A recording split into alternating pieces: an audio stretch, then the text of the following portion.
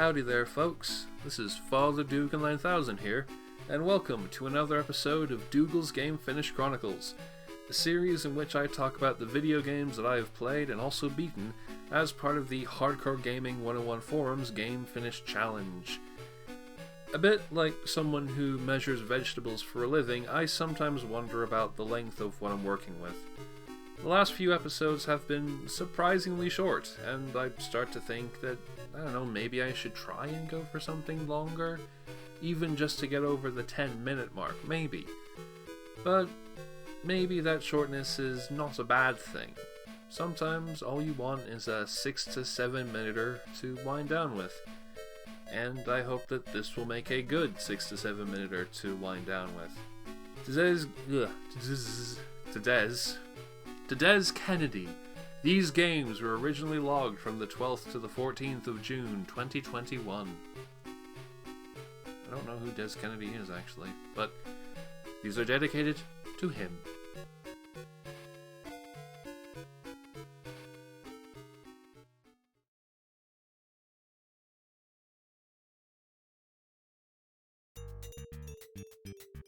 A Messenger's Tale for the Windows. This one here is a short Pico 8 RPG by JustFire45, where you play as a kingdom's messenger who unexpectedly gets caught up in a grand adventure. The battle system is done by pressing the attack button as an icon passes over a certain area of a line. There's probably a better shorthand for this specific idea, but bugger me if I know what it is. And this also applies for defending yourself against enemy attacks. It's all about the timing. Good reflexes are needed to make it through the more notable battles, especially since you don't level up. The only way you can get stronger is to find the handful of better weapons and armor lying about the world, and very few of those are hidden, so the rest will be left up to your timing skills. I do wish the combat was explored a bit more, or at least that the adventure was a bit more substantial than it is. It'll only take you about 10-15 minutes to beat, but I dug it well enough. It's pretty good overall and worth a look if you want a little pretty cool RPG adventure.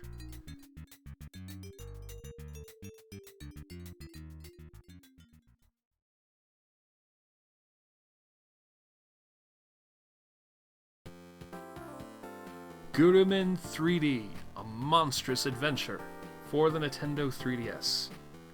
I had no earthly clue this existed. I only heard of Gurumin as a PC and PSP game a couple months back, and then randomly discovered this 3DS port while looking through a collection of 3DS games. I liked what little I'd heard of the game and decided to give it a look. And it's a pretty good action RPG, where you use your drill to attack enemies and destroy walls/random objects while solving some small navigational puzzles. The camera's a bit wonky, with it being zoomed in a little too much, and it gets stuck on walls, which is a problem when levels are fairly cramped as they are. I do wonder if this is maybe because I played this on the original 3DS, whereas the new 3DS had a second thumbstick that might have allowed for some more precise camera control, or at least the function to zoom in and out. I'm admittedly speculating here, I could be very wrong about that. However, I did manage to beat the game on easy and did most of the optional levels. I even started liking the characters in the setting. Something that's quite cool is how the world map was cordoned off by this mist created by the character's sadness, which you can only dispel by finding lost belongings and returning them to the characters in order to make them a little bit happier. It's a nice way of framing the beat levels to open up more levels by having it tie into the characters and getting you to understand them. That's pretty cool. Heck yeah, Gurumin.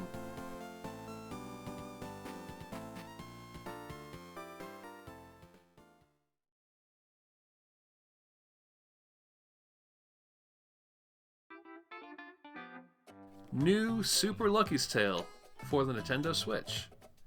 I was really in the mood for playing a 3D platformer on the old Switch, and I remember really liking the demo for this one when I played it a while back. This is a remixed version of the 2017 game Super Lucky's Tale, originally released for the Xbox One and promoted as one of the first games to feature the enhanced resolutions and frame rate when played on the upgraded Xbox One X version, the one with the really stupid name. And this remixed version has a mix of redone and brand new levels, including the DLC stages now being integrated into the base game. There's a fully controllable camera instead of the fixed one it originally had. There's redone music and dialogue, and various other changes that I'm not entirely sure about because I didn't play past the first world when I tried the original some time ago. For what it is, it's a pretty basic 3D platformer with some nice movement mechanics, the way you can jump around and dig into the ground pretty seamlessly. That's quite cool. But something I quite like is that every level has its own unique structure going on. Even stages that share a basic concept, such as open-ended stage with different objectives to complete in any order, they never quite feel so alike because they'll implement an idea like switches that flip doors or bridges around, or there'll be a lamp that illuminates ghostly paths you'd otherwise fall through. It provides a decent bit of spontaneity to the adventure, and it made me eager to keep playing to see what else I could find. I imagine the characters you run into and get fairly familiar with would add to this, though I wish I enjoyed the character interactions and the dialogue as much as the game itself does. There's a good deal of dialogue, but it often runs into being a bit overwritten for me. I guess it's probably just because I wanted the platforming and nothing else, so it's more of a me problem than the game actually having overwritten dialogue. If you're into it, you're into it, hell yeah. And I enjoyed myself a good deal. I'd definitely recommend it to anyone who is curious.